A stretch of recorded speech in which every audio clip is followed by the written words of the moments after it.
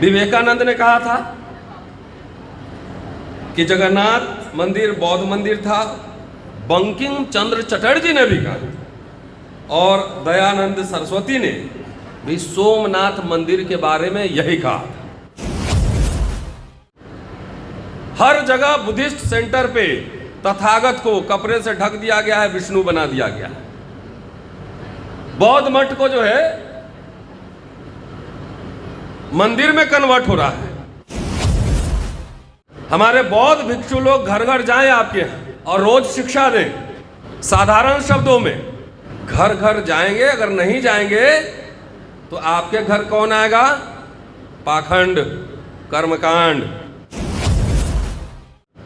क्योंकि लोग तो मानने वाले होते हैं, नास्तिक तो इस धरती पे बहुत कम लोग होते हैं जो नास्तिक होते हैं। तो अगर आप इनके घर नहीं जाएंगे तो कोई ना कोई और तो जाएगा ही जाएगा ना।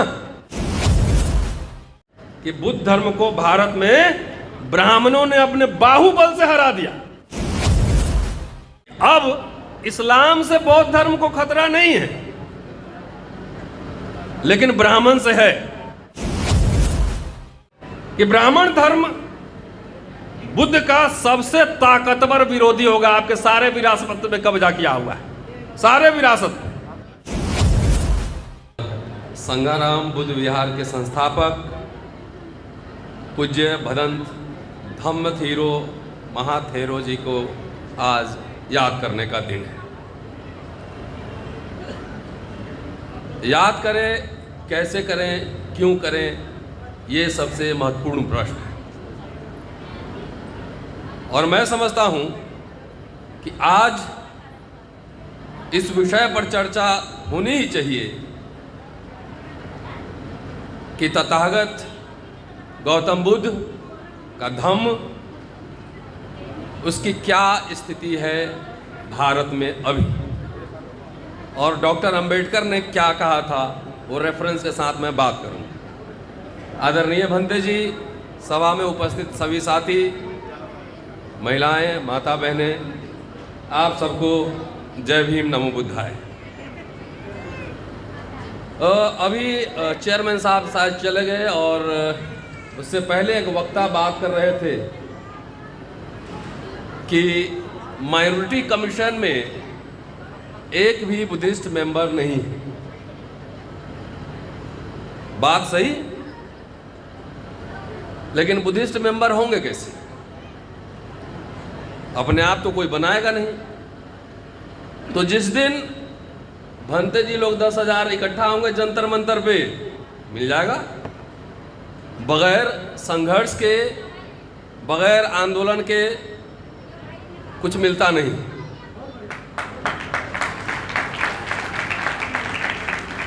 और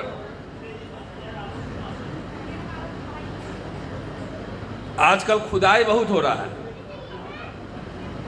और हर जगह जो है, आखिर भागवत साहब को कहना पड़ा कि हर जगह शिवलिंग नहीं ढूंढेंगे, नहीं होगी। क्यों कहना पड़ा? इसलिए कहना पड़ा कि जब मंदिर का, शिवलिंग का, मूर्ति की व्याख्या टेलीविजन चैनल पे बैठ के मौलाना, मौलवी साहब और पंडित करेंगे तो फिर तो इतिहासकार का काम खत्म हो गया, उसकी कोई ज़रूरत ही नहीं है। जो स्कल्प्टर है, मूर्तिकार है, उसका काम खत्म हो गया, कोई ज़रूरत ही नहीं। तो सवाल ये उठा कि अगर आप खुदाई कर रहे हैं तो खुदाई थोड़ा अच्छे से कीजिए, 2-4 फीट और नीचे जाइए, हर जगह आपको बुद्ध विहार ही मिलेगा। और मैं ऐसी बात नहीं कर रहा, हवा में बात नहीं कर रहा, और संदर्भ दे रहा हूं। और संदर्भ कोई बुद्धिस्ट संदर्भ नहीं दे रहा। विवेकानंद ने कहा था कि जगन्नाथ मंदिर बौद्ध मंदिर था, बंकिम चंद्र चटर्जी ने भी कहा और दयानंद सरस्वती ने भी सोमनाथ मंदिर के बारे में यही कहा। मैं अभी सिरपुर में था कुछ दिनों पहले, छत्तीसगढ़, और रहने वाला मुजफ्फरपुर का हूँ। वैशाली और बोध गया मेरे घर से ज़्यादा दूर नहीं, और गया तो आप भारत भर में घूम के देखिए, सिरपुर में जाके देखिए, पूरी इतना बड़ा बुद्धिस्ट सेंटर मैंने नहीं देखा, बौद्ध सेंटर। हर जगह बुद्धिस्ट सेंटर पे तथागत को कपड़े से ढक दिया गया है, विष्णु बना दिया गया है। बौद्ध मठ को जो है मंदिर में कन्वर्ट हो रहा है। तो भंते जी, घर वापसी कराना पड़ेगा, क्लेम करना पड़ेगा, दावा करना पड़ेगा कि हमारे ये बौद्ध विहार हैं, उनको वापस लौट दो। तो बौद्ध विहार की वापसी का आंदोलन करना पड़ेगा, कोई ऐसे फ्री में आपको नहीं देगा। और मैं समझता हूं कि धम्मथिरो महाथेरो जी को याद करने का ये एक तरीका हमें आह्वान करना चाहिए, हमें संकल्प लेना चाहिए कि जितने हमारे विरासत पे कब्जाया गया है उसकी वापसी हो। कौन लड़ेगा भाई? विचार अपने आप ट्रैवल नहीं करते, अपने आप किसी के घर में विचार नहीं आता। और धर्म उज्जीवित तभी रहता है जब उसमें मानवीय प्रयास लगते हैं, उसको जिंदा रखना पड़ता है, अपने आप नहीं चलता है। और ये जिम्मेदारी, हम लोग तो ऑर्डिनरी मैन हैं, आम उपासक हैं, अपने हिस्से का जितना काम है, नौकरी करने के बाद, पढ़ाने लिखाने के बाद अपने हिस्से का जितना काम है, कोशिश करता हूं कि उतना काम कम से कम वीडियो बना के यूट्यूब पर डाल के आपके पास पहुंचा दूं। लेकिन जिस दिन बौद्ध धर्म कैसे घर घर में जाएगा? अभी भंते जी अच्छी बात कह रहे थे, हमारे बौद्ध भिक्षु लोग घर घर जाएं आपके यहां और रोज शिक्षा दें, साधारण शब्दों में, पेचीदा शब्दों में नहीं। घर घर जाएंगे, अगर नहीं जाएंगे तो आपके घर कौन आएगा? पाखंड, कर्मकांड। क्योंकि लोग तो मानने वाले होते हैं, नास्तिक तो इस धरती पे बहुत कम लोग होते हैं जो नास्तिक होते हैं। तो अगर आप इनके घर नहीं जाएंगे तो कोई ना कोई और तो जाएगा ही जाएगा ना। इसलिए जिम्मेदारी है, हम लोग इतिहास के छात्र हैं, इतिहास पढ़ते हैं। आप अंबेडकर नामा यूट्यूब चैनल देखते हो, पढ़ पढ़ के उसमें बताते रहते हैं, समझाते रहते हैं। वो मेरा काम है, मेरा दायित्व। एक स्टूडेंट, एक शिक्षक ये काम कर सकता है। लेकिन घर घर को पहुंचाने की, बॉल हाथ में लेके, कटोरा जाकर खाना आपसे लेकर खाना खाना है और आपको शिक्षित करना है, ये काम भंते जी लोग का है। और आप लोग भी घबराइए नहीं कि आप तथागत के विचार स्वीकार कर लेंगे और बुद्धिस्ट बन जाएंगे तो आपको चीवर पहनना पड़ेगा, ये कोई जरूरी नहीं। आम उपासक गृहस्थ होते हैं, अपना दैनिक काम करते हुए, रोजगार नौकरी करते हुए आप बन सकते हैं। आजकल मैं सफाई अभियान में निकला हूं, अब मोदी जी से इस मामले में बहुत प्रभावित हूं। उस सफाई अभियान चला तो सड़क की सफाई चला रहे हैं और मैं दिमाग की सफाई का अभियान चला रहा हूं। सबसे पहले आज अच्छा लग रहा है कि जितनी संख्या में यहाँ पुरुष हैं, महिलाएं भी उतनी संख्या में हैं। तो आप सबसे पहला अगर यहाँ आए हैं और सुनने आए हैं तो पहली बात, आपको कांवड़ चाहिए कि कॉलेज चाहिए? हाँ, ये है बात। घर से आडंबर, पाखंड, जितना कुछ है, कूड़ा कबाड़ा निकाल दीजिए और घर में वैज्ञानिक सोच, है ना, साइंटिफिक तार्किक बात, वैज्ञानिक सोच घर में लाइए। देखिए आपका बेटा बेटी सब पढ़ के अच्छा इंटेलेक्चुअल बनेगा, इंजीनियर बनेगा, डॉक्टर बनेगा। कितनी बार पूजा करती हैं? करती हैं नहीं? हैं? हाथ उठाइए, सुबह शाम। अच्छा, तो जितना आडंबर, पाखंड है, ये सब हटाइए। हम लोग हटाएं तो देखिए कहाँ गांव से चल के आए, दिल्ली में प्रोफेसर बन गए। तो ये जरूरी बात है। आप सिर्फ इतना ही कर लें, आपके घर बुद्धिज्म पहुंच गया, तथागत के विचार पहुंच गए। सिर्फ वैज्ञानिकता, वैज्ञानिक सोच आपके घर में, ज्ञान विज्ञान की बात हो। जहां ज्ञान विज्ञान है, बुद्ध तो अपने आप है वहां पर। पूरे दुनिया भर में प्रचार हो रहा है, बड़ी संख्या में लोग स्वीकार कर रहे हैं। लेकिन भारत में जिस रफ्तार से जैसे काम होना चाहिए था वो काम नहीं हो रहा है। और चुनौती हमारी यही है कि हम सबको वो काम आगे बढ़ाना है। हम तो as a layman, common man, आम उपासक हम कर सकते हैं, लेकिन जो भनते हैं, भिखुनी हैं, उनकी जिम्मेदारी ज़्यादा है। और आज इस अवसर पे जो मैं बात कह रहा हूँ, मैं नई बात नहीं कह रहा हूँ। डॉक्टर अंबेडकर बर्मा में गए थे, रंगून में, और वहाँ पे 4 दिसंबर 1954 को अंतर्राष्ट्रीय बौद्ध सम्मेलन का आयोजन था। उसमें डॉक्टर अंबेडकर का पूरा भाषण है, और वो भाषण उन्होंने लिख के बर्मा बुद्धिस्ट काउंसिल को 2 पार्ट में वो मेमोरेंडम दिया था, और उसको जरूर पढ़ना चाहिए। लगातार उस भाषण पे हम जहाँ जाते हैं बोलने, उसकी चर्चा जरूर करते हैं। उन्होंने दिया था कि कहते हैं कि भारत में बुद्ध को वीजा या पासपोर्ट की जरूरत नहीं। क्या क्या चुनौती है और कैसे बौद्ध धर्म का प्रचार होगा, उन्होंने पॉइंट वाइज ये जो है 7-8 पेज का मैंने निकाल के लाया है। 7-8 पेज का उनका मेमोरेंडम है कि क्या चुनौती है, उसका समाधान क्या होगा। डॉक्टर अंबेडकर कह रहे थे कि अगर बर्मा से बाहर, बर्मा बुद्धिस्ट देश, अगर बौद्ध धर्म का प्रचार करना है तो भारत से अच्छा कोई देश नहीं है। भारत में इसका लाभ ज्यादा मिले।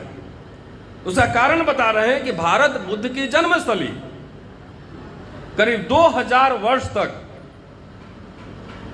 यहां बुद्ध के विचार फैले हैं और उनकी स्मृतियां अभी ताजा है। भारत में बौद्ध धर्म एक सूखा पौधा जरूर है, लेकिन यह कोई नहीं कह सकता कि उसकी जड़ें सूख गई हैं, मर चुकी हैं। भारत में लोग उनको विष्णु का अवतार कहते हैं। जहां जहां बुद्ध है जाके देखिए, विष्णु बना दिए गए हैं, अब विष्णु के अवतार में शामिल कर लिया गया है। कह रहे हैं कि हमें सिर्फ उनके विचारों को वापस लाना है, और इसके लिए भारत से बेहतर स्थिति कहीं नहीं है। यहाँ पे बौद्ध धर्म को घुसपैठिया नहीं कहा जाएगा, कोई वीजा पासपोर्ट की जरूरत नहीं। आगे उन्होंने कहा मेमोरेंडम में जो लिखा है कि भारत में एक ऐसा वर्ग है जो बौद्ध धर्म को स्वीकार करना चाहता है, हिंदू धर्म का त्याग करना चाहता है। इन वर्गों में अछूत और पिछड़ी जातियां हैं मुख्यतः। और क्यों है? कहते हैं कि हिंदू धर्म में ऊंच नीच, ऊपर नीचे बहुत ज्यादा है, श्रेणीगत विषमता है, भेदभाव है। इसलिए ये लोग अछूत और पिछड़ी जातियां हिंदू धर्म छोड़कर वो बौद्ध धर्म में जाना चाहते हैं। और इसके 3 कारण बताते हैं कि उनके लिए ईसाईयत की तुलना में बौद्ध धर्म स्वीकार करने के 3 महत्वपूर्ण कारण। पहला, बौद्ध धर्म भारत के लिए कोई विदेशी धर्म नहीं है। ईसाईयत या इस्लाम तो आप कह सकते हैं कि विदेशी, उसका उद्भव कहीं बाहर हुआ है, लेकिन बुद्धिज्म विदेशी नहीं है। दूसरा, कि बौद्ध धर्म का मूल उद्देश्य सामाजिक समानता है, और दलित, अछूत और पिछड़ी जातियां इसी समानता की तलाश में, सामाजिक समानता। तीसरा, जो मैंने कहा अभी कि बुद्धिज्म एक तर्कसंगत धर्म है जिसमें अंधविश्वास के लिए कोई जगह नहीं है। वही तो बात है, अंधविश्वास हटा दो। बुद्धा खुद कह रहे हैं, तथागत खुद कह रहे हैं कि सिर्फ मैं कह रहा हूं इसलिए नहीं मानो, पहले अपने सोचो समझो, पहले उसको प्रामाणिकता पे परखो, तब मानो। ऐसा व्यक्ति बुद्ध के पहले दुनिया में कभी नहीं हुआ था। ये बात। आगे कह रहे हैं कि भाई ईसाई लोग, जरा समझिए क्यों फेल हो गया। ईसाई लोगों ने, मिशनरियों ने प्रचार के लिए बहुत कोशिश किया, तो फेल क्यों हुआ? उनके पास संसाधन था, ब्रिटिश हुकूमत था, सब कुछ था। तो कहते हैं उन्होंने उल्टा काम किया कि सबसे पहले ब्राह्मणों को ईसाई बनाने की कोशिश की, और उनका मानना यह था कि ब्राह्मण तो अगुआ है इस समाज के, एक नंबर पर है, अगर उनको हम ईसाई बना लेंगे तो बाकी तो दलित पिछड़े को ले ही आएंगे, आ ही जाएंगे। तो इसलिए उन्होंने ब्राह्मणों से धर्मांतरण शुरू की, लेकिन वो फेल हो गए, क्योंकि हिंदू धर्म में जो सुविधा ब्राह्मणों को मिली हुई है उसको छोड़कर वो अन्य धर्म में क्यों जाएगा? तो इसलिए कह रहे हैं फेल हो गए। दूसरी बात कह रहे हैं कि जब वो पिछड़ों की तरफ मुड़े तब तक राष्ट्रीय आंदोलन शुरू हो गया था, आजादी का आंदोलन शुरू हो गया था। इसलिए किसी भी विदेशी चीज को देखकर लोग समझते थे विदेशी है, चाहे ईसाइयत हो, चाहे अंग्रेज हो, चाहे कुछ भी हो, तो उस तरफ मुड़े नहीं। कह रहे हैं कि अगर जितना प्रयास उन्होंने ब्राह्मणों को ईसाई बनाने में किया, उसका 1/4 भी अगर दलित पिछड़ों को बनाने में किए रहते तो बहुसंख्यक दलित पिछड़ा जो है ईसाई बन गया रहता। यह पृष्ठभूमि है उसमें मेमोरेंडम। और उसका एग्जाम्पल दे रहे हैं, कह रहे हैं कि रोम में, भारत में अछूत जातियां और पिछड़ी जाति के लोग क्यों हिंदू धर्म छोड़ सकते हैं, ईसाइयत या कोई धर्म अपना सकते हैं, उसका कारण बता रहे हैं। कह रहे हैं कि रोम में जो ईसाइयत फैला, सबसे पहले कमजोर वर्गों के बीच फैला, कमजोर वर्गों की। इसलिए कहते हैं कि धर्म की जरूरत गरीब लोगों के है, अमीर की सारी भौतिक संपदाएं, इच्छाएं पूरी हो चुकी, तो धर्म की जरूरत गरीब लोगों की है, क्योंकि धर्म उसके अंदर एक आशा की किरण पैदा करता है। क्या मन नहीं लग रहा है मैडम? हेलो, नहीं ठीक लग रहा है? कि धर्म आशा की किरण पैदा करता है। इसलिए आप जाके देखिए, अभी रोड पे कांवड़ लेके जा रहे होंगे तो ज्यादातर जो है हमारे ही लोग हैं। साहब मंत्री जी का कोई बेटा बेटी कांवड़ लेके नहीं जा रहा होगा, कोई सेक्रेटरी या जज का बेटा बेटी लेके नहीं जा रहा है तो मुझे बताइए, कोई फोटो देखा हो कि मंत्री जी का बेटा, नेता, कोई भी मंत्री किसी पार्टी का देखा आपने? वो खाली बैनर लगाते हैं, कांवड़ियों का स्वागत है, टेंट लगवा के खाने पीने का इंतजाम करते हैं। उनके बच्चे ऑक्सफोर्ड और कैम्ब्रिज में पढ़ते हैं, विदेश में पढ़ते हैं, कोलंबिया में। ठीक कह रहा हूं? अपना बच्चा पढ़ाना है कि नहीं? काबिल बनाइए। 2 बच्चा को विदेश हम भेज चुके हैं पैसा देके। वह ये मोबाइल में अम्बेडकरनामा चलता है ना, उसी में से एक बच्चा को 25 लाख दिए, लंदन में, और एक बच्चा को 16 लाख दिए, जर्मनी जा रहा है, और एक बच्ची को अभी निफ्ट में एडमिशन कराया है कलकत्ता, 5.5 लाख रुपया दिए। तो बच्चा को अच्छे से पढ़ाइए, ऑक्सफोर्ड कैम्ब्रिज में जाना होगा, काबिल बच्चा होगा तो उसकी मदद जरूर की जाएगी। लेकिन साल में 1-2 बच्चा को ही भेज सकता हूँ ना, 2-3 भेज सकता हूँ। बाकी जितने हमारे साथी हैं, जितने संगठन चला रहे हैं, बड़े बड़े करोड़ों रुपए हैं उनके पास, करोड़ों रुपए हैं, प्रमोशन और ट्रांसफर पोस्टिंग में खत्म हो जाता है। कहते हैं कि बाबा साहब तो भेजे थे, रोज सुनते हैं कि बाबा साहब ने कहा कि पढ़े लिखे लोगों ने धोखा दिया, तकिया कलाम रटे जा रहे हैं।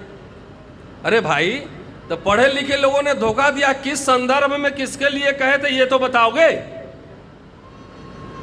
तो पढ़े लिखे लोगों ने धोखा दिया था, जिंदा कौन किया है? जिंदा कौन किया है? पढ़े लिखे लोगों ने ही जिंदा किया ना। तो ये रटेगा कि बाबा साहब बोले थे धोखा दे दिया। अरे भाई, 19 बच्चे भेजे थे लौट सरकारी वजीफे पर, अब वो नहीं लौट कर आए, चाहे उनका जीवन तो बेहतर हो गया ना, वो नहीं काम किए उस तरह से बाबा साहब जो उम्मीद करते थे।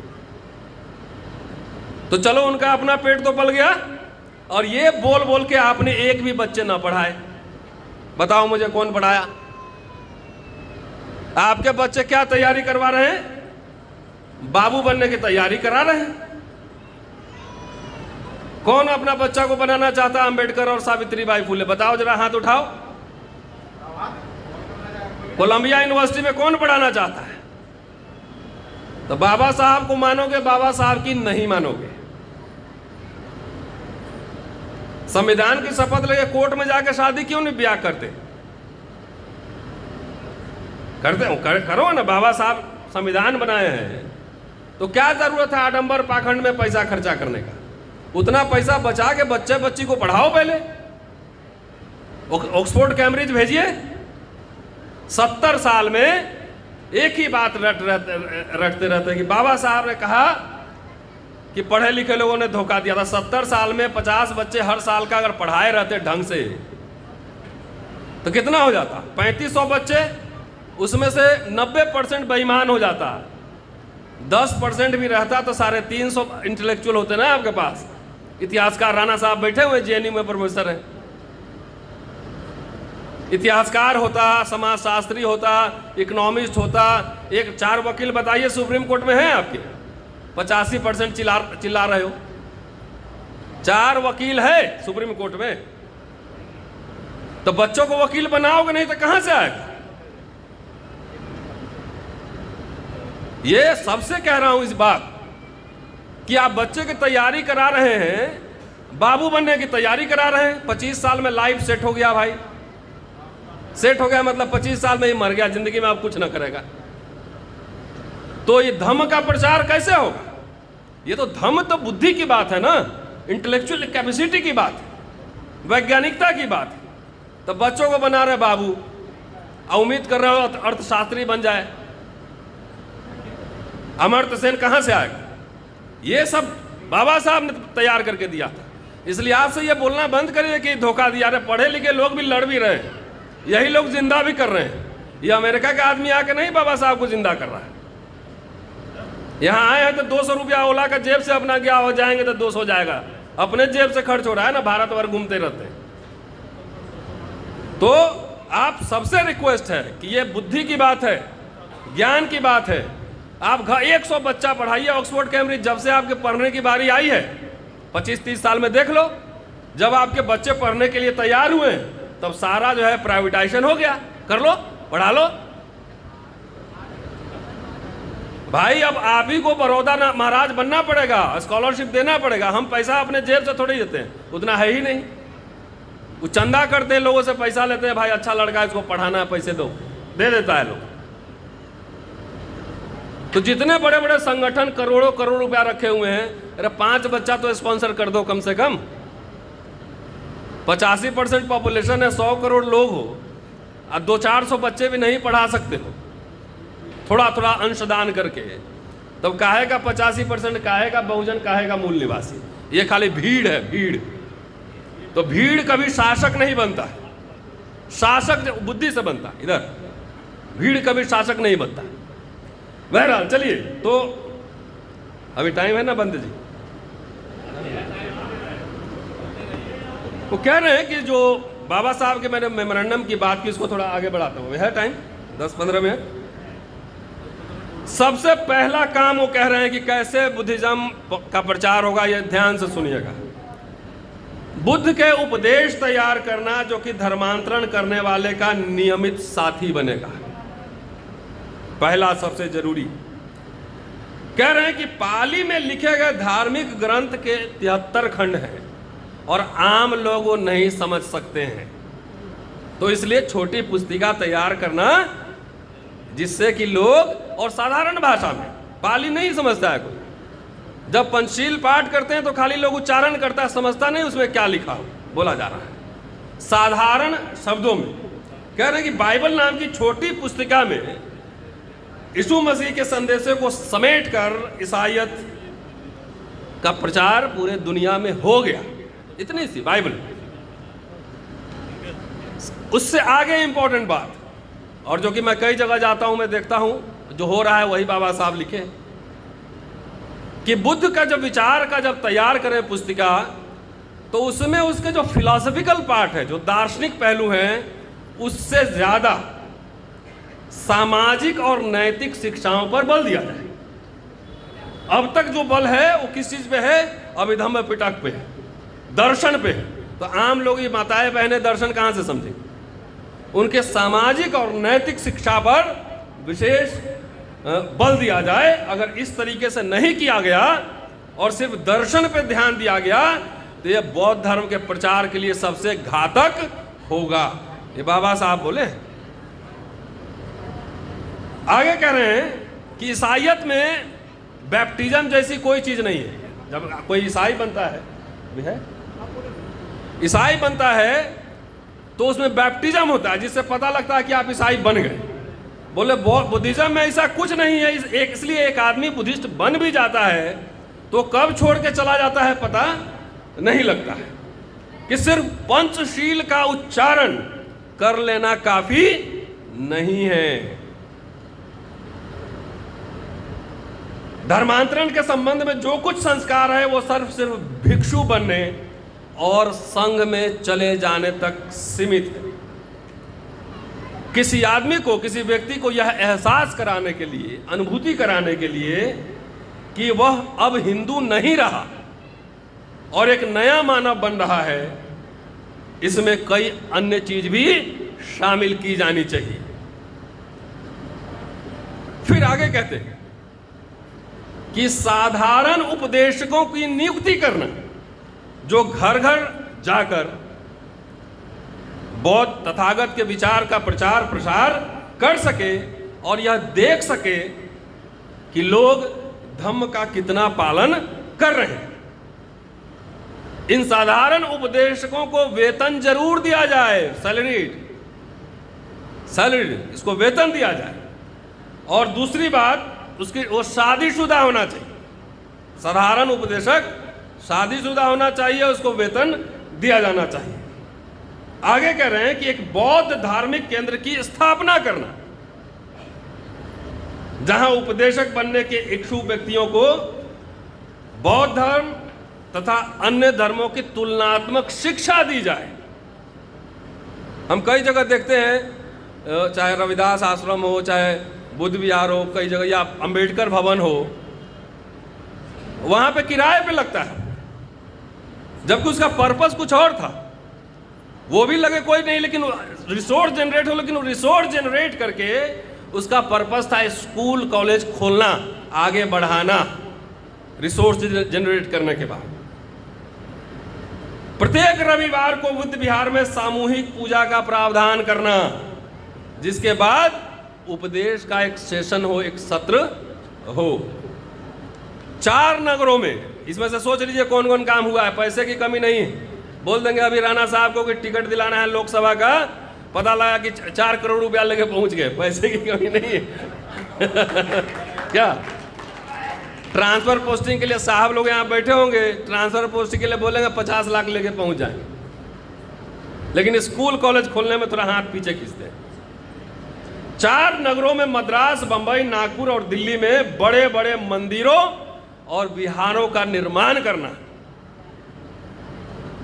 और मद्रास, नागपुर, कलकत्ता और दिल्ली में स्कूलों और महाविद्यालयों, कॉलेज का निर्माण करना। कितने कॉलेज खुले हैं 50-60 साल में, ये आप तय कर लीजिए। हमको लग रहा है बाबा साहब सिद्धार्थ कॉलेज या मिलिंद कॉलेज बनाए थे, वो भी ठीक से नहीं चल रहा होगा। ये महाराष्ट्र के साथी यहाँ पे बैठे हैं, वो बता सकते हैं। फिर कह रहे हैं कि कैसे प्रचार होगा, बड़ा इंटरेस्टिंग है, इसीलिए मैं थोड़ा सा लंबा आपको ले रहा हूँ, ज़्यादा समय ले रहा हूँ। कि बुद्ध धर्म के विषय में निबंध आमंत्रित करना, और जो निबंध है, ऐसे राइटिंग कंपटीशन, सभी धर्म के लोगों को आमंत्रित किया जाए, और उसमें से जो 3 जो है विजेता, ऊपर से 1, 2, 3, उसको पुरस्कार दिया जाए।